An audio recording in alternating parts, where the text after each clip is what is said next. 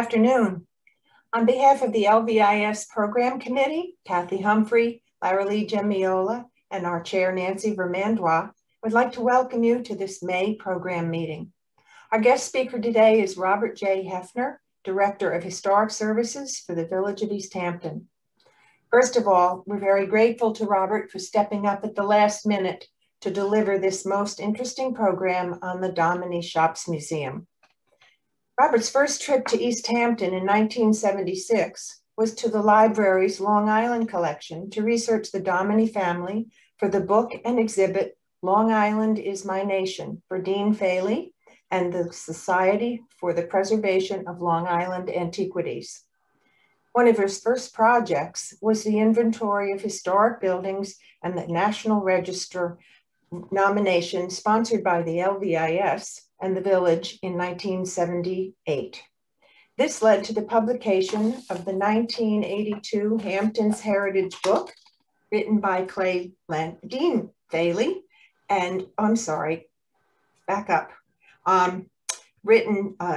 the 1982 East Hampton Heritage Book, written by Clay Lancaster, Robert A.M. Stern, and edited by Mr. Hefner.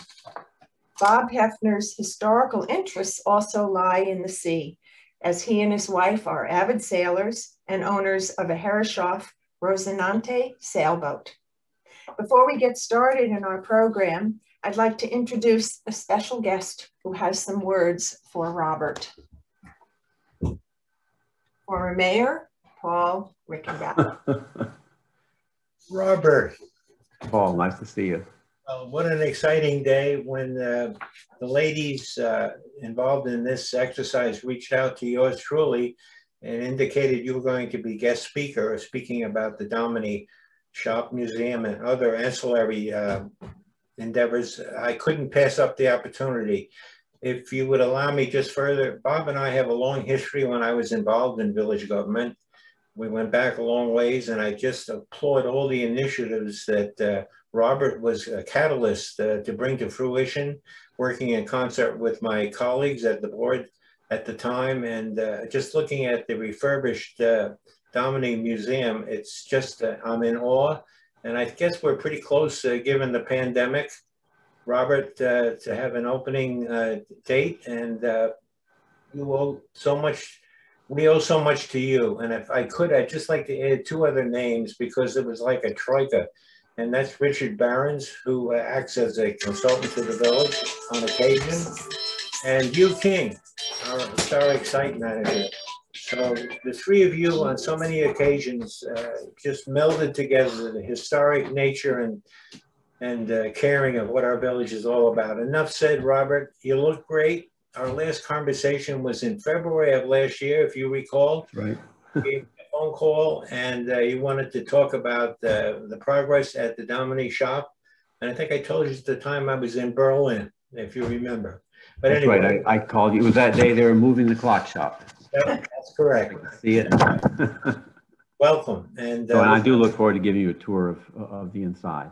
We'll get there, but more importantly, as interested as everyone to hear what's going on. Good. Thank you very much, Paul. Thank you, Joyce.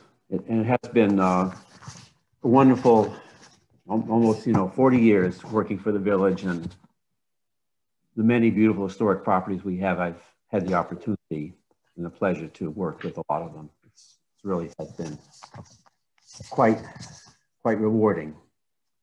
So good afternoon to the LVIS. This is going to be a progress report on the Dominy Shops Museum at the completion of phase 1 of this important village project. The 1791 woodworking shop and 1798 clock shop have been returned to their original site on North Main Street, and they're joined by a reconstruction of the Dominy House. When completed, this will be one of the top museums of early American crafts in the country.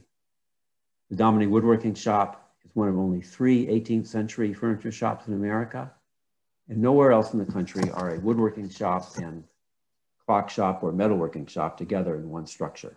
This is a unique piece of local and national history.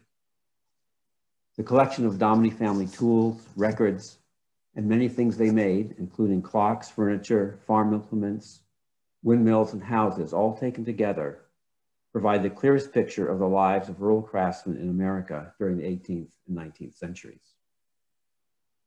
The Dominys are the best documented craftsmen of this era, and their shops are a critical part of the story since they give us a tangible sense of the environment in which they worked. Simply put, this will be a museum of the skilled hands and inventive minds that built East Hampton. East Hampton Village is enriched with many historic properties, some of which are also important to the country as a whole. These nationally significant properties include the Moran Studio, Hook Mill, Gardner Mill, Panago Mill, and the Dominy shops. In every instance, the village community has risen to the occasion to restore and preserve these superlative historic properties. We're now poised to complete a journey that really began 80 years ago. In 1941, when the Dominy House was threatened with demolition, Mayor Judson Bannister appealed to the village to save it as a museum. But the United States entry into World War II stymied that effort.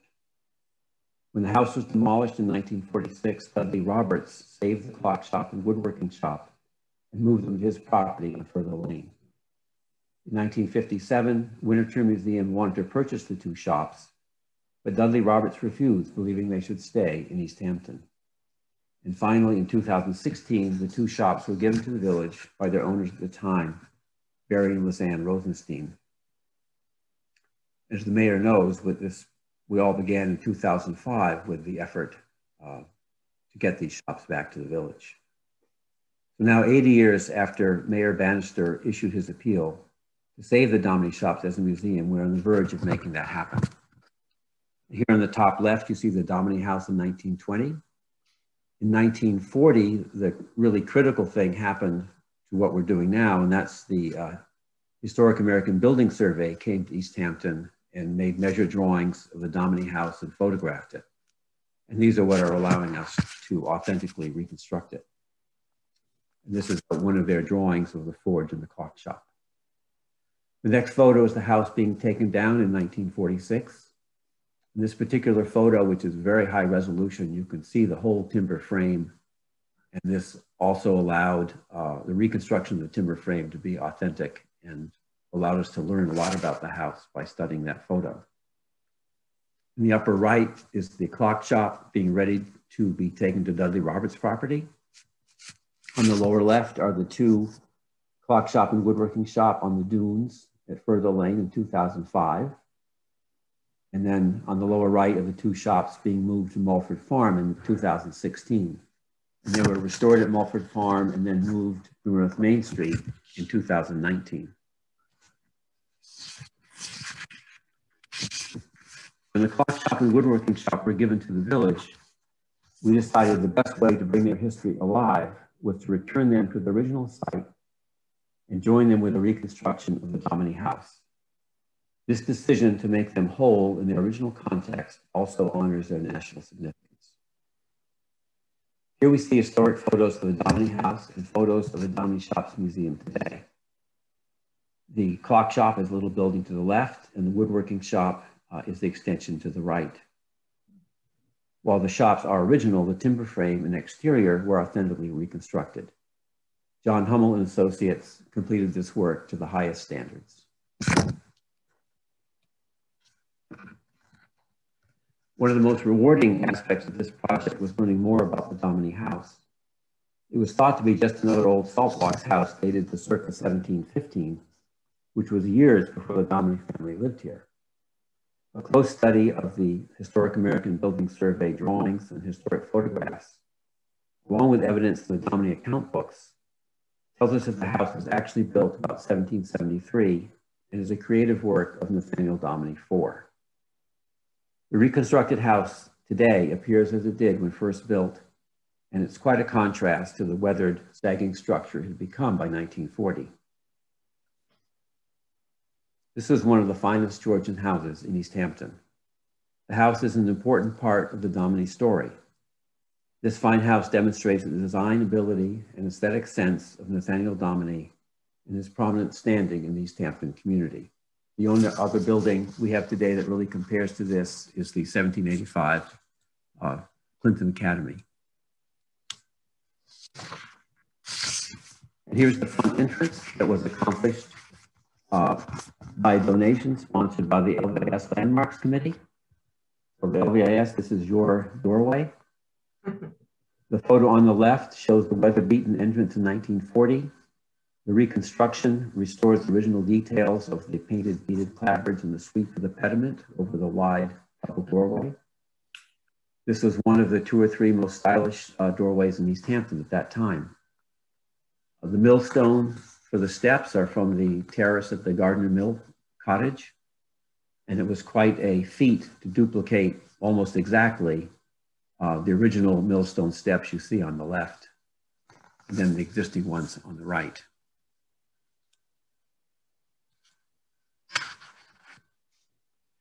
This clock, made in 1809 for Joseph Osborne, who lived in the Osborne-Jackson house.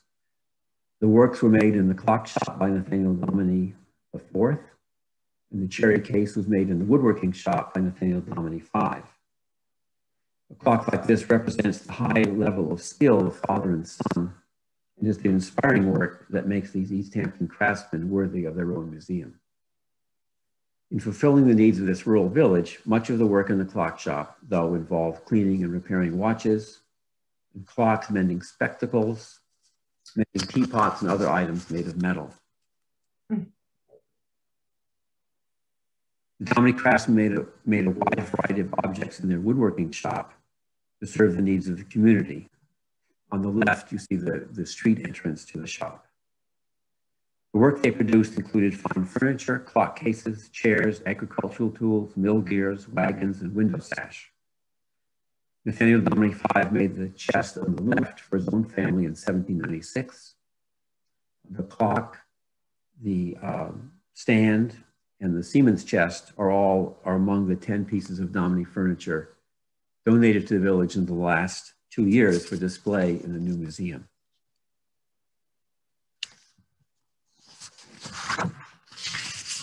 Nathaniel Dominy V was an innovator in mill technology, inventing new methods of framing the windmill tower and cap, and inventing a system of internal capstans to turn the cap. He was also an innovator of wind-powered sawmills, which is a very rare building type in America. Mill gears were made in the woodworking shop, and iron shafts and spindles were made in the clock shop forge. Today, we take Nathaniel Dominy's 1806 hook mill and 1804 Gardner mill almost for granted. In reality, these have innovative machinery, a refined design, and a fine finish that's not equaled by any other early American windmill. It's my dream to have working models of the hook mill and of a Dominy wind-powered sawmill for the museum. These would be the most impressive and educational exhibits, especially for our local school children. Here is the museum concept. The clock shop on the left, the woodworking shop on the right. Between them is the reconstructed timber frame and exterior of the Dominy house. Visitors can be welcomed into the center space to see exhibits on the Dominys and East Hampton history, and then visit the 2 shops.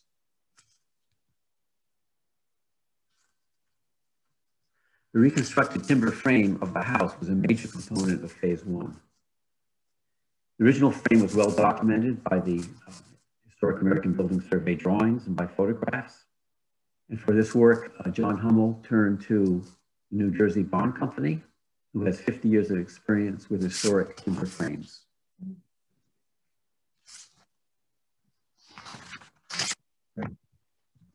Now, if this will work, this will be the highlight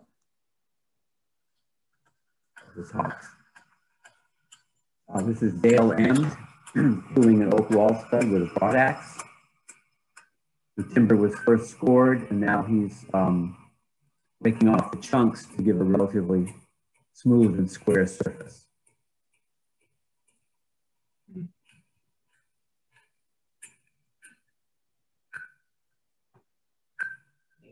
Although this was hard work, they enjoyed very much this project and the opportunity to work on a Dominy timber frame. As was done in Nathaniel Dominy's time, the components of the new timber frame were first assembled in the carpenter's yard. The frame was squared, Morrison tenon joints were fitted and marked, and the frame was then taken apart, transported to the building site, and reassembled on the ground and then raised. The New Jersey Barn Company followed the same practice. Here a wall frame is assembled at their shop, and in this photo we see on the left Michael Cuba, who along with Dale did a lot of the hewing of the timber frame, and on the right is another timber framer, Amy Boyce. So this is a change from Nathaniel Dominy's time that a woman's hand contributed to the magnificent timber frame at the Dominy Shops Museum.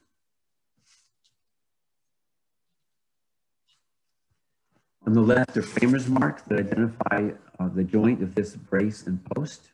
These are also called marriage marks. All Morrison tenon joints of the frame are given a unique mark and sequence, so the timbers can be reassembled at the site to be put up.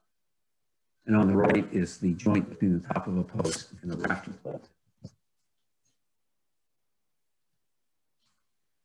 And here the timber frame is being raised on North Main Street. It was assembled on the ground, raised by a crane. The lower part of this particular wall is the front wall of the woodworking shop.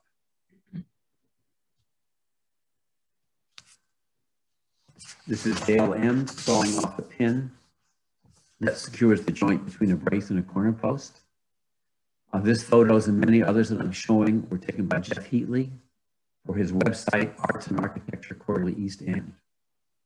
At that site, aaqeastend.com, you can see a photo record of the entire Dominy Shops project from the beginning, the building of the foundation, the timber framing, and right up to today. This photograph is an opportunity to appreciate the beauty and complexity of the hand-hewn oak frame. The Dominy Shops will be a museum of American craft. Designing and fashioning timber frames is one of the crafts the Dominys excelled at. This new frame recalls their work and also reminds us that the craft is very much alive today. The timber frame was a major part of this project, and the entire cost was offset by a contribution from Ronald Lauder.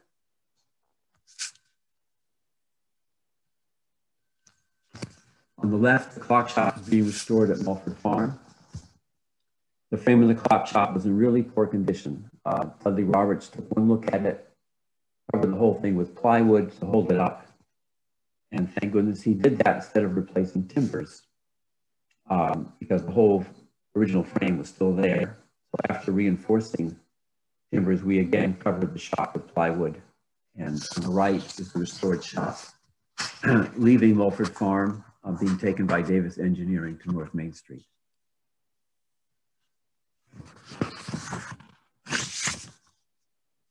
The museum's educational center is within the reconstructed frame of the Dominy House, a beautiful and authentic space. This is the view looking towards Main Street.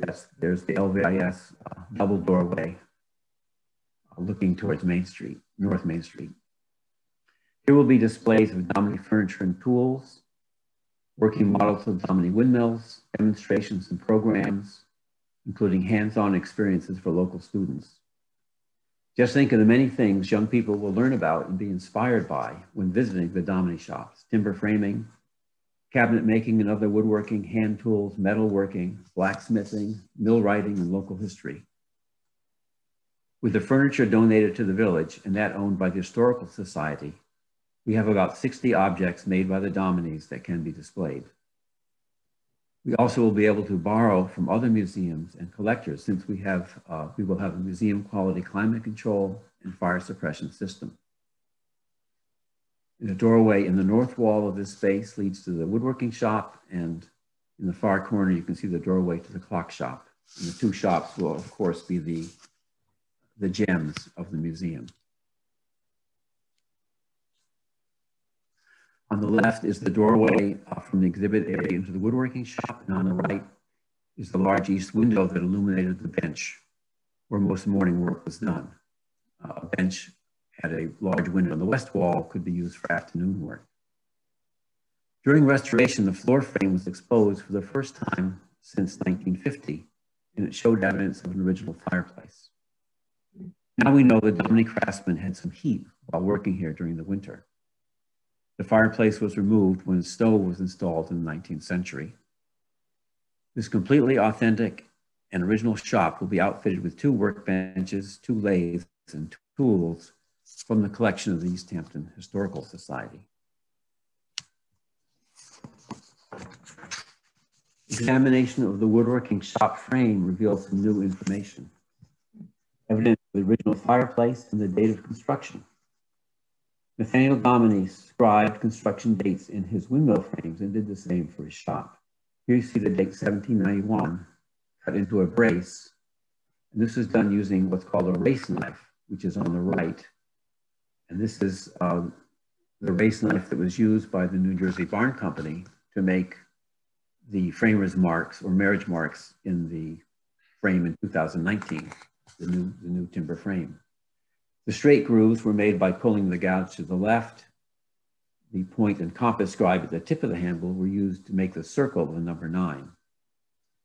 This date of construction, when Nathaniel Dominy 5 turned 21, tells us that the new woodworking shop was associated with expansion of the family business at a time of renewed prosperity following the devastation of the Revolutionary War and the British occupation.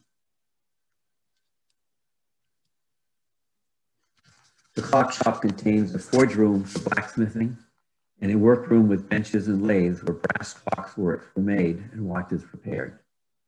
The highlight of the clock shop is the forge seen in the 1940 photograph to the left. When the forge was taken down in 1946, the bricks were salvaged, and we still have these bricks, and they will be used in the reconstruction. The Dominy forge is the best documented forge, 18th century forge in America. When Colonial Williamsburg reconstructed the James Anderson Armory in 2010, they designed their forges following the 1940 Habs drawings of the Dominy forge. Here we will have the most authentic 18th century forge in America. On the original site, with the original bricks, and with a design based on the 1940 drawings and further refined by evidence we found in the clock shop frame.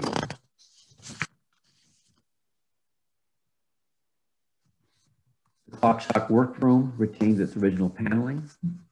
Markings on the paneling shows the location of shelves, tool racks, and benches, which are seen in the 1940 Habs photographs in the lower left and lower right. In 2018, a collection of some 200 Dominy clock-making tools was given for this museum, and some of these donated tools can be seen, same tools in the racks in these early photographs.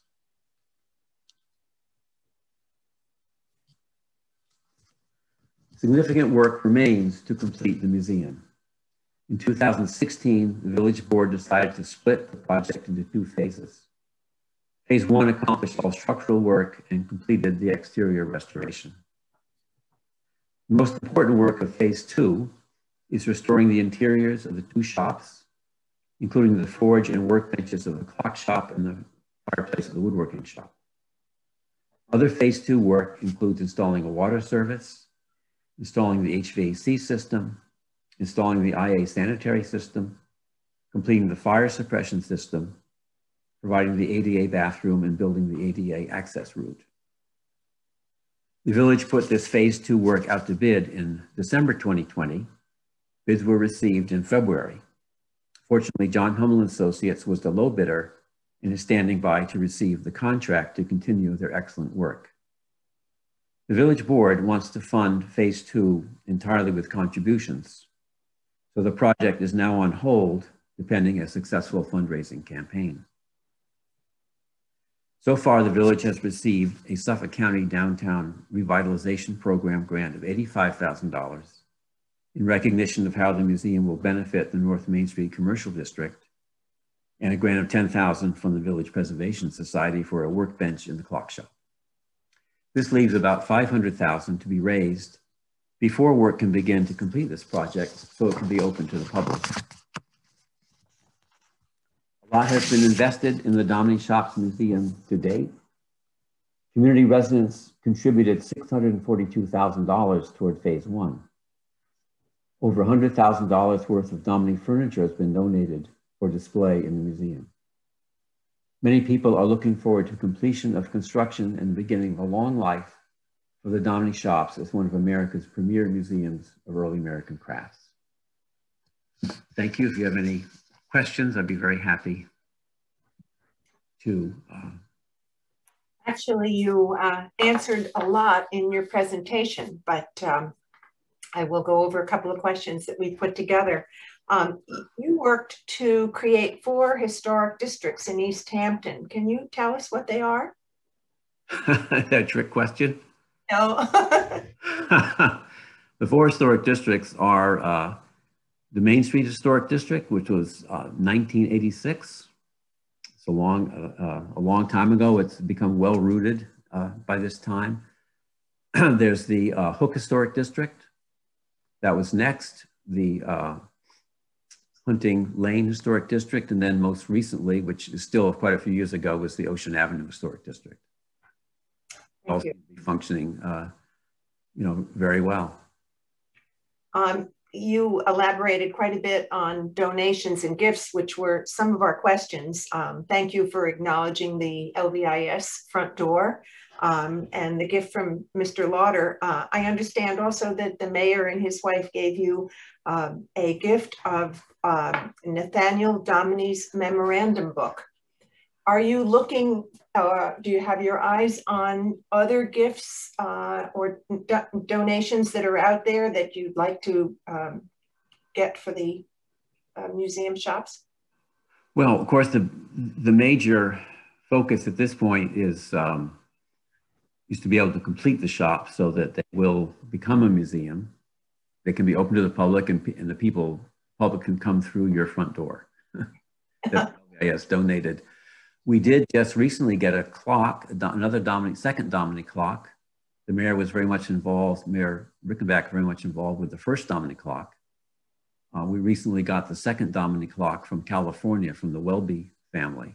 Oh, great. It's a very beautiful clock, and it was quite a project to arrange its delivery from California to East Hampton. And we can anticipate sure that over time, once this museum is functioning, I'm sure that a lot of people will assume this is a good place to put their Dominy furniture to be preserved forever and for it to be seen by the public. And we can anticipate some active fundraising to help with this as well. Will you staff with volunteers, paid staff? Do you anticipate yet what those, the opening time would be? There's no way to tell what the opening time. I was hoping that if we could have begun work in February when the bids were received, we could have had it open this fall. At this point, there's no telling exactly when work will resume or when it will open. It's still perhaps remotely possible it could be opened this fall. It'd be very nice. Yeah. To do so, and the museum will be operated similar to the way that Home Sweet Home and the Gardner Mill Cottage are operated. That's great. With respect to some of the other things you've done, I understand that you were also part of the Cedar Point Lighthouse project. What did you do? Cedar Point Lighthouse project, you may be thinking of something else. Cedar Point Lighthouse, that was many years ago. If I did something there, I honestly can't recall it. Oh, okay. I went out there, perhaps. Gave somebody some kind of information about you.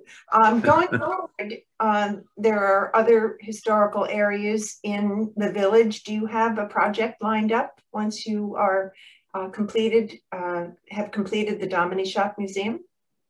No. This is the entire focus is completing the Dominy shops, and this is an absolutely incredible project.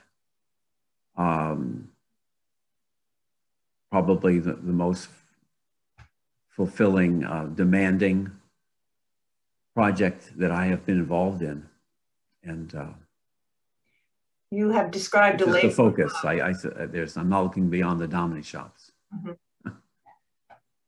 The focus is to get this finished so everyone can enjoy it. Thank you very much. As I said, I interrupted you, but it's certainly a labor of love, and we are most appreciative of the time that you gave us today. Thankful to you and to Mayor Paul Rickenbach for joining us for our May program. And with respect to the May program, we're going to introduce 10 new members. And I want the LVIS membership to also remember that our wonderful annual Student Awards program is on June 7th. In the meantime, thank you again. Everybody stay healthy, and we'll see you soon. Thank you. Thank you.